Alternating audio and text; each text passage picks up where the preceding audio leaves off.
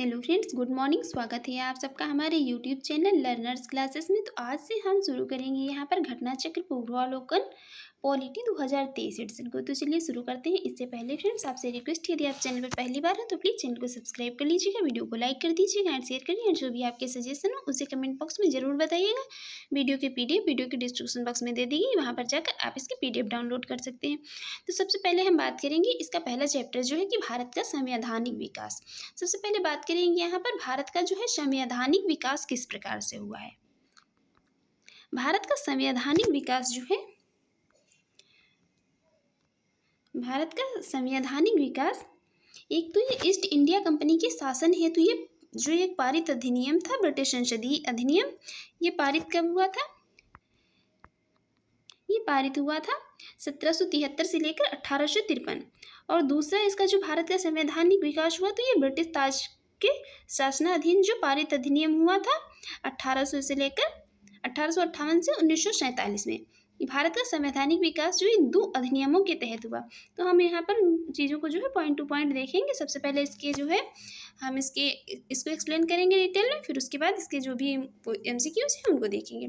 चलिए देखते हैं कंपनी के शासन हेतु जो है पारित अधिनियम सबसे पहले देखेंगे, जो कि ईस्ट इंडिया कंपनी के शासन हेतु जो पारित अधिनियम था उसको देखेंगे। सबसे पहले उसमें क्या क्या जो है किया गया था भारतीय संवैधानिक विकास के लिए। तो ब्रिटिश संसद के जो ये 1773 का रेगुलेटिंग एक्ट के द्वारा 1773 में रेगुलेटिंग एक्ट आया था। ये बंगाल के गवर्नर को इसमें क्या कहा गया, बंगाल का जो जिसको पहले बंगाल का गवर्नर नाम दिया जाता था, इस एक्ट के तहत, रेगुलेटिंग एक्ट के तहत उसे बंगाल का गवर्नर जनरल कहा जाने लगा। इसको जो है बंगाल के गवर्नर को बंगाल का गवर्नर जनरल पद का नाम दे दिया गया। उसकी सहायता के लिए क्या किया गया, उसकी सहायता के लिए जो है 4 सदस्यीय एक कार्यकारी परिषद का गठन किया गया, जिनका कार्यकाल 5 वर्ष का रखा गया। इस एक्ट के अनुसार वारेन हेस्टिंग्स जो थे वो बंगाल के प्रथम गवर्नर जनरल बने। यहाँ से जो क्वेश्चन बहुत बार बनता है, मोस्ट इंपॉर्टेंट क्वेश्चन है कि बंगाल के प्रथम गवर्नर जनरल कौन बने थे, तो वो वारेन हेस्टिंग्स बने थे। तथा फ्रांसिस क्लेवरिंग और मानसन और वारवेल काउंसिल के सदस्य जो है ये नियुक्त किए गए थे। ये वारेन हेस्टिंग्स का नाम याद रखिए। इसमें जो परिषद गवर्नर जनरल को बंगाल में फोर्ट विलियम की प्रेसिडेंसी के सैनिक एवं असैनिक शासन का अधिकार दे दिया गया। जो ये बंगाल के में फोर्ट विलियम की प्रेसिडेंसी के गवर्नर जनरल को तो सैनिक और असैनिक शासन का अधिकार इन्हें दे दिया गया। इसमें प्रमुख मामले कौन कौन थे, तो वो विदेश नीति जो थी इसमें, इसके बाद मद्रास और बम्बई की प्रेसिडेंसियों का अधीक्षण भी करना था इसमें। और इसी एक्ट के तहत कलकत्ता में 1774 में एक उच्चतम न्यायालय की स्थापना की गई। क्वेश्चन ये भी मोस्ट इम्पॉर्टेंट है कि कलकत्ता में जो है उच्चतम न्यायालय की स्थापना किसके तहत की गई, तो गई थी 1773 का जो रेगुलेटिंग एक्ट आया था उसके तहत, लेकिन की गई थी कब, 1774 में, जिसमें एक मुख्य न्यायाधीश था और 3 अन्य न्यायाधीश थे। इसमें एक मुख्य न्यायाधीश थे और 3 अन्य न्यायाधीश थे, कुल मिलाकर 4 थे। कंपनी के कर्मचारियों पर निजी व्यापार करने तथा भारतीयों से उपहार लेने पर प्रतिबंध लगाया गया। फिर उसके बाद आया पिट्स इंडिया एक्ट 1784 द्वारा में। पिट्स इंडिया एक्ट आया 1784 में के द्वारा कंपनी के जो क्या किया गया, कंपनी के राजनीतिक और व्यापारिक कार्यों का पृथक्करण कर दिया गया। इस एक्ट के तहत पिट्स इंडिया एक्ट 1784 के द्वारा क्या किया गया कि जो कंपनी के राजनीतिक और व्यापारिक कार्यों को डिवाइड कर दिया गया। इस एक्ट में निदेशक मंडल को क्या किया गया, कंपनी के व्यापारिक मामलों के अधीक्षण की अनुमति तो दे दी गई, परंतु राजनैतिक मामलों के प्रबंधन के लिए एक बोर्ड ऑफ कंट्रोल का गठन किया गया। 1786 के अधिनियम के द्वारा गवर्नर जनरल को विशेष परिस्थितियों में अपनी परिषद के निर्णय को निरस्त करने तथा लागू करने के जो है ये अधिकार दे दिए गए। इसके बाद ये गवर्नर जनरल को प्रधान सेनापति की शक्तियां भी प्रदान की गई। इसमें देखते हैं नेक्स्ट। उसके बाद ये दोनों अधिकार जो थे, तो ये दोनों अधिकार सर्वप्रथम लॉर्ड कॉर्नवालिस ने प्राप्त किए थे। 1793 के चार्टर एक्ट के फिर चार्टर एक्ट आने शुरू हो गए थे 1793 से।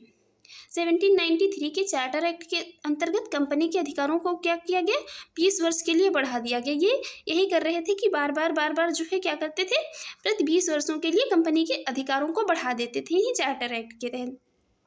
उसके बाद 18 जो है 13 की में 1813 के चार्टर एक्ट के द्वारा क्या हुआ, पहली बार भारतीयों को शिक्षा पर प्रतिवर्ष 1 लाख रुपए खर्च करने का उपबंध किया गया।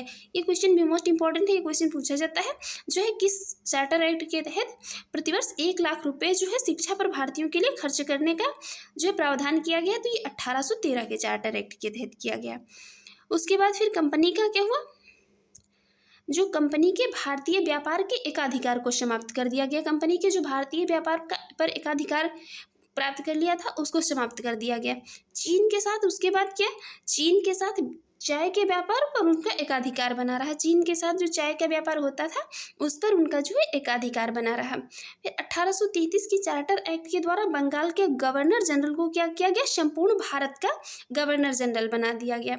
1833 में एक चार्टर एक्ट है, उसके तहत जो बंगाल का गवर्नर जनरल होता था उसको संपूर्ण भारत का गवर्नर जनरल बना दिया गया। इस चार्टर एक्ट की धारा 87 के अनुसार कोई भी भारतीय केवल क्या था, धर्म, जन्मस्थान, वंश और वर्ण के आधार पर सरकारी सेवा के लिए योग्य नहीं समझा जाता था। इसमें देश की शासन प्रणाली का केंद्रीयकरण कर दिया गया। फिर लॉर्ड विलियम बेंटिक जो थे वे भारत के प्रथम गवर्नर जनरल बने।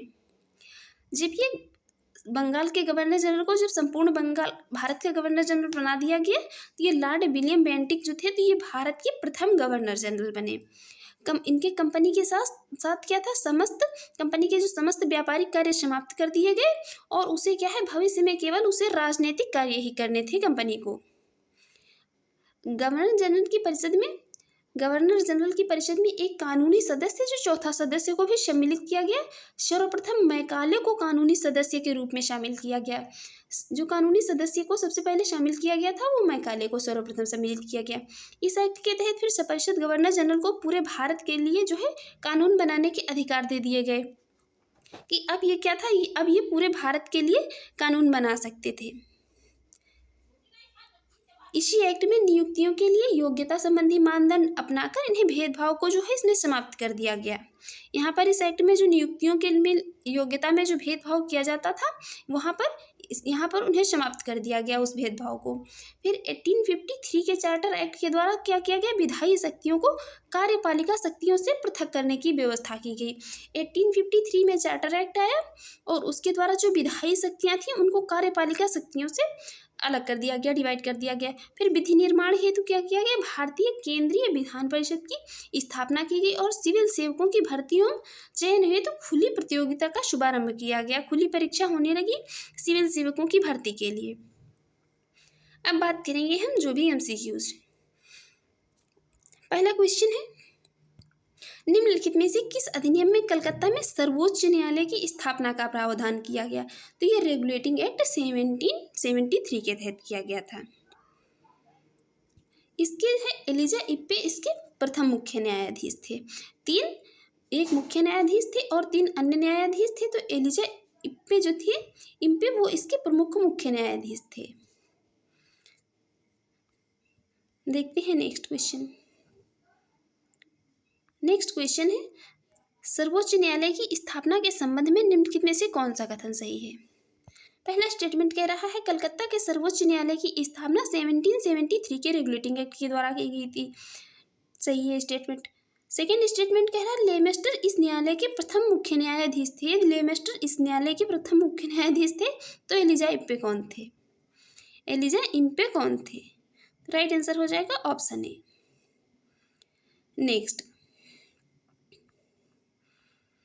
नेक्स्ट यहाँ पर 2 सूचियाँ दी हुई हैं, इनको जो है मिलान करना है।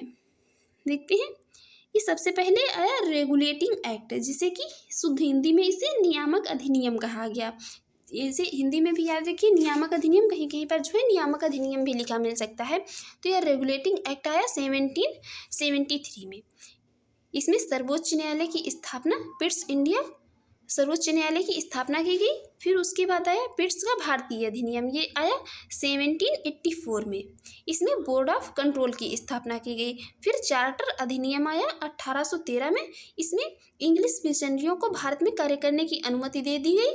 फिर चार्टर एक्ट 1833 आया। इसमें गवर्नर जनरल की परिषदों में कानूनी सदस्य की नियुक्ति से ये संबंधित था, 1833 का जो चार्टर एक्ट। देखते हैं नेक्स्ट क्वेश्चन। नेक्स्ट क्वेश्चन है, निम्नलिखित में से किसने भारत में अंग्रेजी शिक्षा की नींव पड़ी? अंग्रेजी शिक्षा की नींव सबसे पहला कह रहा है 1813 के चार्टर एक्ट के द्वारा, general committee of public instruction 1823 के द्वारा, प्राच्यविद एवं आंग्लविद विवाद के द्वारा। तो इन तीनों के द्वारा पड़ी। राइट आंसर हो जाएगा ऑप्शन डी। देखते हैं इसकी एक्सप्लेन। ईस्ट इंडिया कंपनी के ओरिएंटल शिक्षा की प्रचलित प्रणाली को हतोत्साहित किया गया तथा पश्चिमी शिक्षा और अंग्रेजी भाषा को बढ़ावा दिया गया। 1813 के चार्टर अधिनियम में भारत में शिक्षा के प्रसार के लिए प्रतिवर्ष 1 लाख रुपए खर्च करने की बात की गई। 1823 में जनरल कमेटी या पब्लिक इंस्ट्रक्शन का गठन किया गया, जिसकी जिम्मेदारी शिक्षा के लिए 1 लाख रुपए देने की थी। समिति में 10 यूरोपीय सदस्य शामिल थे, जिसके अध्यक्ष कौन थे? लॉर्ड मैकाले थे। इसके बाद governor general Lord William Cavendish Bentinck ने 1828 से 1835 के शासनकाल में 7 मार्च 1835 को लॉर्ड मैकाले के प्रस्ताव को स्वीकृत कर भारत में अंग्रेजी शिक्षा को उच्च शिक्षा का माध्यम मान लिया। इसके बाद भारत में आंग्ल शिक्षा के समर्थकों के नेता थे ट्रेविलियन, जबकि एच.टी. प्रिंसिप वाच्य शिक्षा के समर्थकों के नेतृत्व करता थे। देखते हैं नेक्स्ट है, किस अधिनियम के द्वारा ब्रिटिश संसद ने चाय और चीन के साथ व्यापार को छोड़कर ईस्ट इंडिया कंपनी के भारत के साथ व्यापारिक एकाधिकार को समाप्त कर दिया था? तो यह कर दिया था 1813 के चार्टर एक्ट के तहत। देखते हैं इसकी एक्सप्लेन। 1813 के चार्टर अधिनियम के माध्यम से ब्रिटिश संसद ने चाय और चीन के साथ व्यापार को छोड़कर ईस्ट इंडिया कंपनी के जो भारत के साथ व्यापारिक एकाधिकार थे उसको समाप्त कर दिया था, जबकि 1833 के चार्टर अधिनियम द्वारा कंपनी के समस्त व्यापारिक कार्य समाप्त कर दिए गए था। भविष्य में कंपनी को केवल राजनीतिक कार्य ही करने थे, ना कि व्यापारिक। नेक्स्ट क्वेश्चन है, चार्टर एक्ट 1813 के संबंध में 3 स्टेटमेंट दिए हैं, बताना है कौन सा स्टेटमेंट सही है। पहला स्टेटमेंट है, इसने भारत में ईस्ट इंडिया कंपनी के व्यापार एकाधिपत्य को चाय का व्यापार तथा चीन के साथ व्यापार को छोड़कर समाप्त कर दिया। पहला स्टेटमेंट करेक्ट है। दूसरा स्टेटमेंट है, इसने कंपनी द्वारा अधिकार में लिए गए भारतीय राज्य क्षेत्रों पर ब्रिटिश राज क्राउन की संप्रभुता को सुदृढ़ कर दिया। थर्ड स्टेटमेंट है, भारत का राजस्व अब ब्रिटिश संसद के नियंत्रण में आ गया था। यहाँ पर राइट आंसर होगा ऑप्शन सी, ऑप्शन बी। जो पहला और दूसरा स्टेटमेंट करेक्ट है, जबकि ये थर्ड स्टेटमेंट जो है ये भारत का राजस्व क्या था? ब्रिटिश संसद के नियंत्रण में आ गया था, ऐसा नहीं। ये स्टेटमेंट जो है इनकरेक्ट है। देखते हैं इसकी एक्सप्लेन।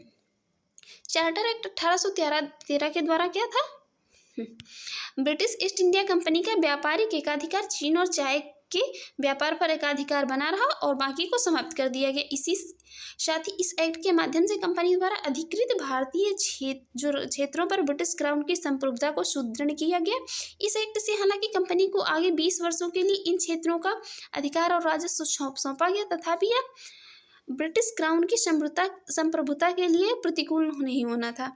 इस प्रकार जो है इसमें क्योंकि भारत का क्या था? राजस्व 1858 ईस्वी के अधिनियम द्वारा ब्रिटिश संसद के सीधे नियंत्रण में लाया गया, जबकि ब्रिटिश कैबिनेट मंत्री के अधीन सेक्रेटरी ऑफ स्टेट का पद बना तथा विशेषकर राजस्व प्रशासन में उसकी सहायता के लिए काउंसिल ऑफ इंडिया का जो है गठन किया गया।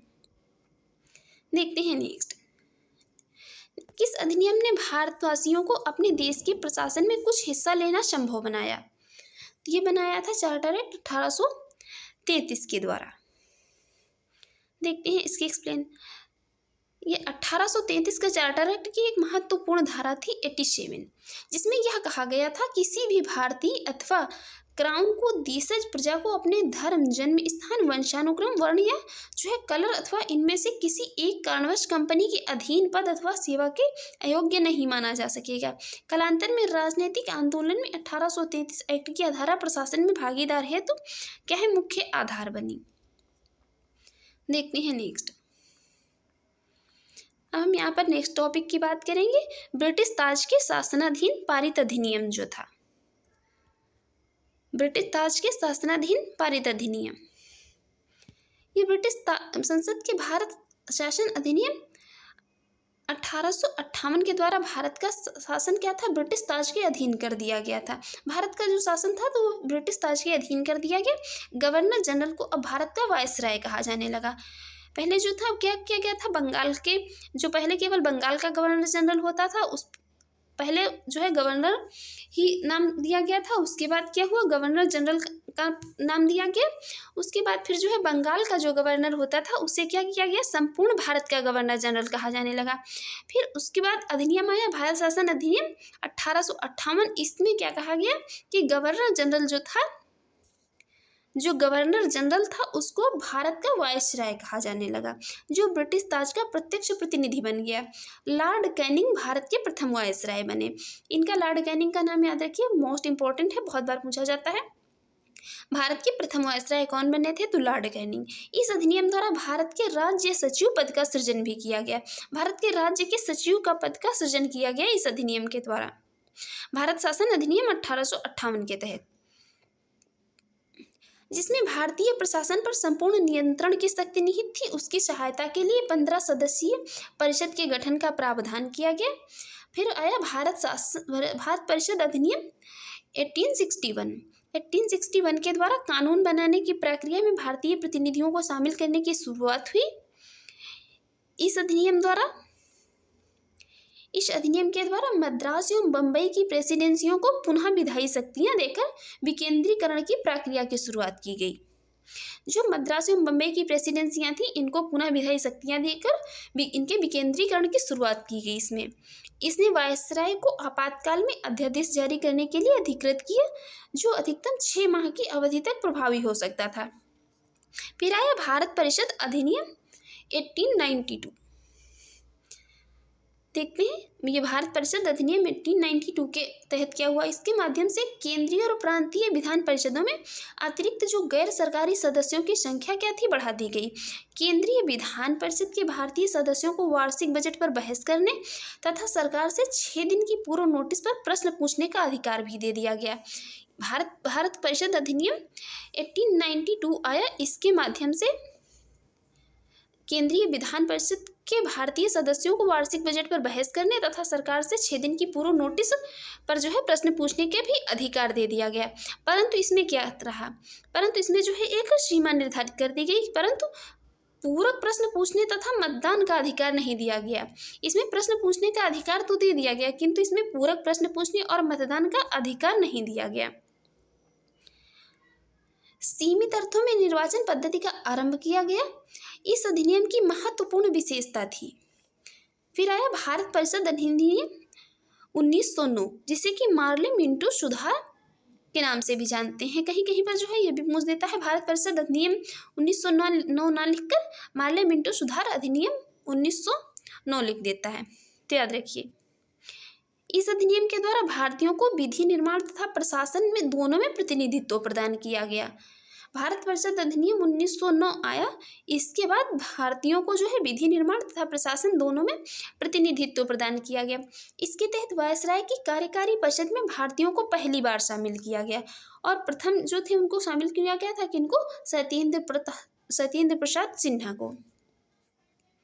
इस अधिनियम ने केंद्रीय तथा प्रांतीय विधायी शक्ति को बढ़ा दिया था और परिषद के सदस्यों को बजट एवं लोकहित के विषयों की विवेचना करने, प्रस्ताव लाने तथा प्रश्न पूछने के साथ पूरक प्रश्न पूछने का भी अधिकार दे दिया गया।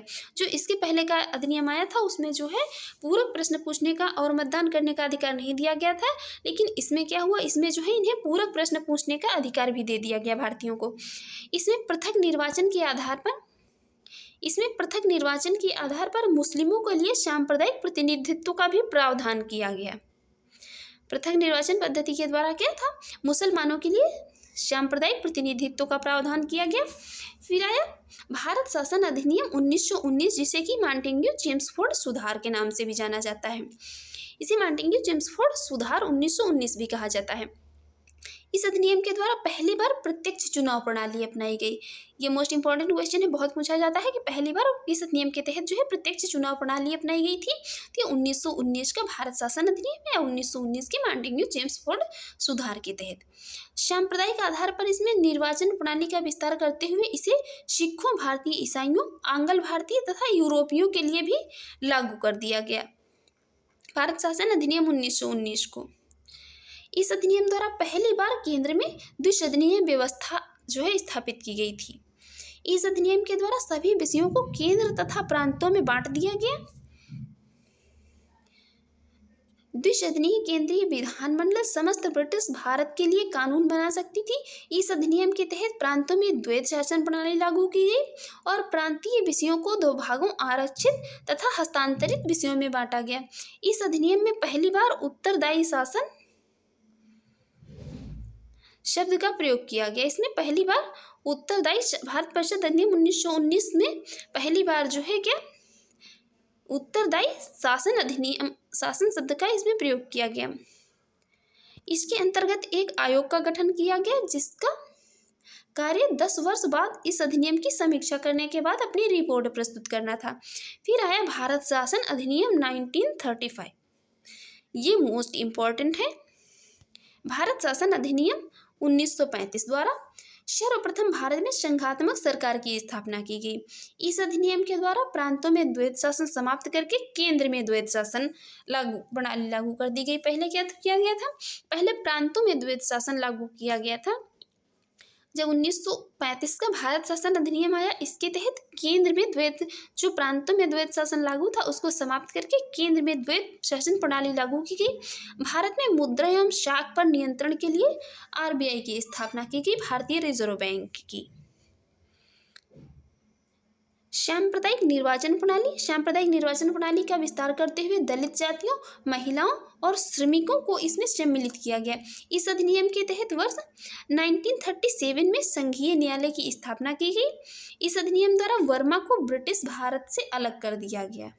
क्वेश्चन ये भी पूछ लिया जाता है कि जो है किस अधिनियम के द्वारा वर्मा को ब्रिटिश भारत से अलग कर दिया गया था? तो ये अधिनियम था 1935 का।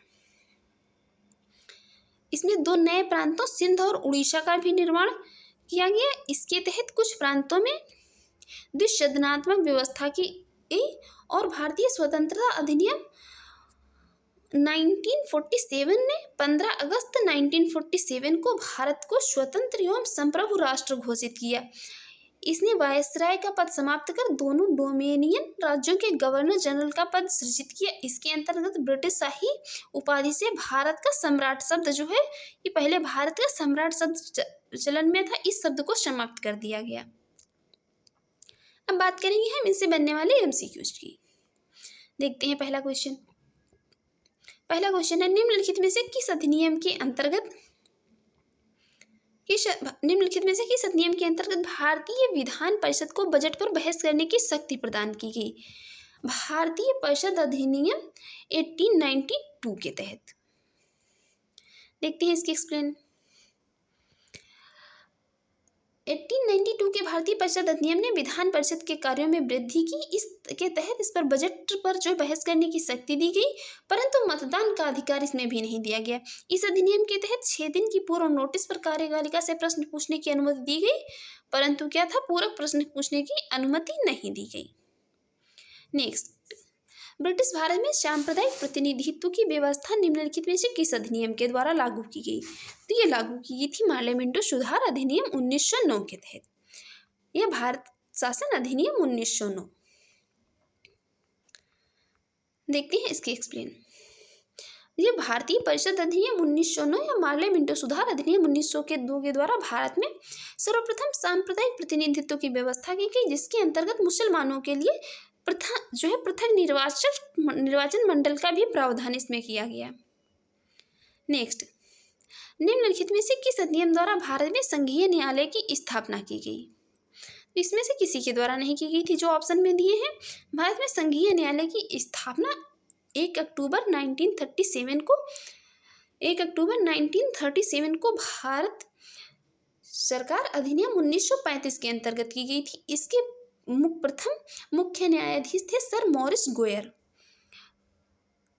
और यहाँ पर जो है ऑप्शन में क्या है, कहीं पर 1935 नहीं दिया है। देखते हैं नेक्स्ट है भारत का संघीय न्यायालय निम्नलिखित में से किस वर्ष स्थापित किया गया? ये 1937 को। नेक्स्ट, केंद्र में द्वैध शासन किस अधिनियम के अंतर्गत स्थापित किया गया? ये स्थापित किया गया भारत सरकार अधिनियम 1935 के तहत। देखते हैं इसकी एक्सप्लेन। भारत सरकार अधिनियम 1935 के अंतर्गत केंद्र में द्वैध शासन, एक नए अखिल भारतीय संघ की स्थापना तथा प्रांतों में द्वैध शासन व्यवस्था को समाप्त करने का प्रावधान किया गया। प्रांतों में द्वैध शासन का उपबंध 1919 के अधिनियम द्वारा किया गया। केंद्र में द्वैध शासन के तहत संघीय विषयों को दो भागों में बांटा गया, रिजर्व और क्या है जो ट्रांसफर्ड सब्जेक्ट के रूप में। देखते हैं नेक्स्ट, निम्नलिखित में से किस अधिनियम ने केंद्र में द्वैध शासन प्रणाली स्थापित की? ये था कौन? अपना भारत शासन अधिनियम 1935। देखते हैं नेक्स्ट है 1919 के भारत शासन अधिनियम की निम्नलिखित में से कौन सी प्रमुख विशेषताएं हैं? 1919 के भारत शासन अधिनियम की विशेषताएं की बात की जा रही है।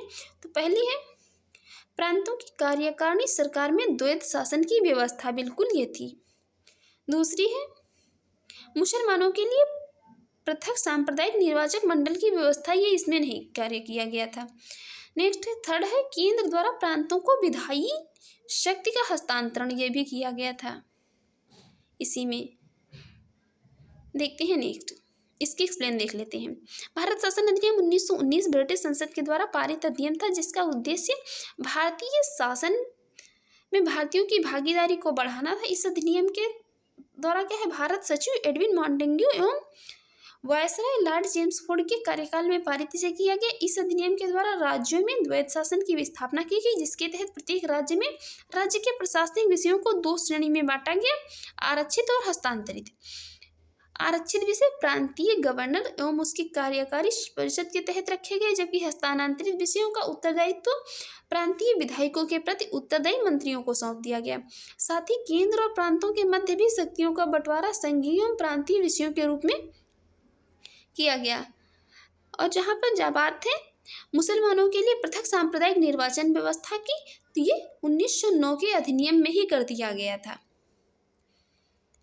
1919 के अधिनियम में यह व्यवस्था केवल जारी रही, बल्कि इसमें सिखों, यूरोपियों, भारतीय ईसाइयों एवं एंग्लो इंडियन को भी इसमें विस्तारित किया गया। देखते हैं नेक्स्ट, भारतीय विधान पालिका प्रथम बार द्विसदनीय बनाई गई थी 1919 के भारत सरकार अधिनियम के द्वारा। देख लेते हैं इसकी एक्सप्लेन। 1919 के भारत सरकार अधिनियम द्वारा केंद्र में द्विसदनीय विधान पालिका की स्थापना की गई। ऊपरी सदन राज्य परिषद काउंसिल ऑफ स्टेट, जो की अवधि में प्रथम बैठक से 5 वर्ष कहलाता था, तथा इस अधिनियम की धारा 18 के तहत इसमें 60 सदस्यों से अधिकतम 20 सदस्य सरकारी हो सकते थे। फिर निचला सदन जो था, इसमें केंद्रीय विधानसभा या सेंट्रल लेजिस्लेटिव असेंबली अवधि कितनी थी? प्रथम बैठक से 3 वर्ष। तथा भारत सरकार अधिनियम 1990 की धारा 19 के तहत इसमें मूलतः कितने 140 सदस्यों का प्रावधान था, जिसमें से 100 निर्वाचित तथा जो है 40 जो थे मनोनीत थे, जिसमें से अधिकतम 26 सरकारी होने थे। और 1919 के अधिनियम के क्रियान्वयन हेतु बने नियमों के तहत राज्य परिषद के 60 मेंबर्स में से 33 के निर्वाचित तथा शेष 27 के मनोनीत होने का प्रावधान किया गया। केंद्रीय विधानसभा के सदस्यों की संख्या 143 से जो है संख्या बढ़ाकर पहले कितनी थी 143, 102 निर्वाचित और प्लस 41 मनोनीत तथा फिर 145, 104 निर्वाचित तथा 41 मनोनीत कर दी गई। दोनों सदनों में मनोनीत सदस्यों में से एक बरार से निर्वाचित होने वाले सदस्य भी होते थे, जिन्हें गवर्नर जनरल मनोनीत करता था। और ये जो बरार से मनोनीत होने वाले सदस्य के निर्वाचित होने के कारण उसमें क्या अनेक उल्लेखों से उसे निर्वाचित सदस्यों की संख्या में शामिल कर दिया जाता था। देखते हैं नेक्स्ट है केंद्र में कौन सा एक्ट द्विसदनीय विधायिका लाया था? तो ये 1919 का जो एक्ट था वही लाया था। नेक्स्ट, भारत की अध्यादेश निर्गत करने की शक्ति प्रेरित है। कहाँ से? तो भारत शासन अधिनियम 1935 से। देखते हैं इसके एक्सप्लेन। भारत में गवर्नर जनरल को ब्रिटिश भारत में गवर्नर जनरल को 1861 के भारत परिषद अधिनियम से ही विधान परिषद की अनुमति के बिना अध्यादेश जारी करने की शक्ति प्राप्त थी तथा भारतीय संविधान में राष्ट्रपति के अध्यादेश निर्गत करने की शक्ति अनुच्छेद 123 द्वारा भारत सरकार अधिनियम 1935 की धारा 42 और 43 से प्रेरित थी। नेक्स्ट है, केंद्रीय विधानसभा के जो निम्नलिखित में से कौन से निर्वाचन भारत शासन अधिनियम 1919 के तहत हुआ था?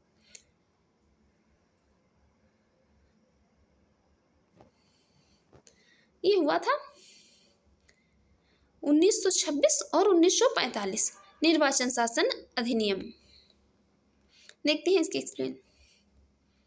यहाँ पर 1926 और 1945 का जो केंद्रीय विधान सभा चुनाव भारत शासन अधिनियम 1919 के तहत हुआ था। देखते हैं नेक्स्ट निम्नलिखित में से किस अधिनियम द्वारा संवैधानिक निरंकुशता का सिद्धांत प्रवृत्त किया गया? ये प्रवृत्त किया गया था 1935 के भारत सरकार अधिनियम के द्वारा। देखते हैं इसके एक्सप्लेन। संवैधानिक निरंकुशता का सिद्धांत भारत सरकार अधिनियम 1935 द्वारा प्रवृत्त किया गया। यह अधिनियम ब्रिटिश संसद द्वारा पारित सर्वाधिक विस्तृत अधिनियम था। साथ ही यह भारत के लिए तैयार संवैधानिक प्रस्तावों में से सबसे जटिल दस्तावेज था। इसी अधिनियम में भारत संघ की स्थापना, संघीय न्यायपालिका, केंद्र और राज्यों के मध्य शक्तियों का विभाजन आदि की व्यवस्था की गई थी इसमें। नेक्स्ट, भारत के संविधान में केंद्र और राज्यों के बीच किया गया शक्तियों का विभाजन इनमें से किसने उल्लेखित योजना पर आधारित था? ये आधारित था भारत सरकार अधिनियम 1935 पर। इसको जो है हम अभी एक्सप्लेन कर चुके थे, देख लेते हैं, लेकिन फिर भी इम्पोर्टेंट है। भारत के संविधान में केंद्र राज्यों के मध्य शक्तियों का विभाजन भारत सरकार अधिनियम 1935 की उल्लेखित योजना पर आधारित था। इस अधिनियम की 7वीं अनुसूची में संघीय राज्य और समवर्ती सूची में विषयों का विभाजन किया गया था। इसके अतिरिक्त प्रांतों में द्वैध शासन समाप्त कर केंद्र में द्वैध शासन को लागू किया गया, जो प्रांतीय स्वायत्तता के सूत्रपात का संकेत था। इसमें एक अखिल भारतीय महासंघ स्थापित करने का प्रावधान किया गया। इस संघ का निर्माण तत्कालीन ब्रिटिश के प्रांतों, चीफ कमिश्नर प्रांतों एवं देशी रियासतों से मिलकर होना था, परंतु यह व्यवस्था लागू नहीं की जा सकी। 1935 के भारत सरकार अधिनियम द्वारा स्थापित होने वाले संघ में अवशिष्ट शक्तियां गवर्नर जनरल को प्रदान कर दी गई थी। देखते हैं नेक्स्ट क्वेश्चन है, निम्न में से भारत सरकार अधिनियम 1935 के मुख्य विशेषताओं में से नहीं थी। पहला है, इस अधिनियम में अखिल भारतीय महासंघ का प्रावधान किया गया, बिल्कुल अभी हमने देखा। सेकंड है, अवशिष्ट विषय प्रांतीय विधायकों को आवंटित किए गए थे, ये नहीं किया गया था इसमें, तो यही वाला राइट आंसर हो जाएगा ऑप्शन बी। यह प्रांतीय स्वायत्तता के सूत्रपात का संकेत था, बिल्कुल था।